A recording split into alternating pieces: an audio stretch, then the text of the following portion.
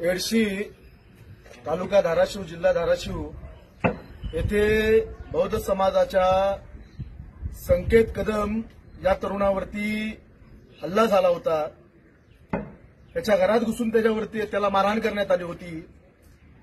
या संदर्भामध्ये इथे येऊन धाराशिवला त्यांच्या कुटुंबियाची भेट घेतली। ही संकेतची आई आहे, ही बहीण आहे। या दोघी घरामध्ये असताना हल्ला झाला होता। हा संकेत कदम आहे। संकेतवरती जो हल्ला झाला, संकेतच्या कुटुंबावरती जे संकट आलं, आज धाराशिवच्या डीवायएसपींची आम्ही भेट घेतली। गुन्हा दाखल झालेला आहे आणि पोलीस प्रशासनानं आम्हाला शब्द दिलेला आहे की लवकरात लवकर आरोपी आम्ही ताब्यात घेऊ, अटक करू।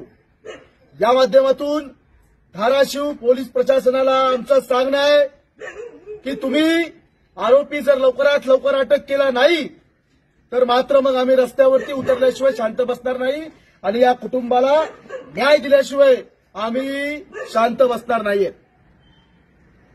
जय भीम, जय संविधान, डॉक्टर बाबासाहेब आंबेडकर जिंदाबाद।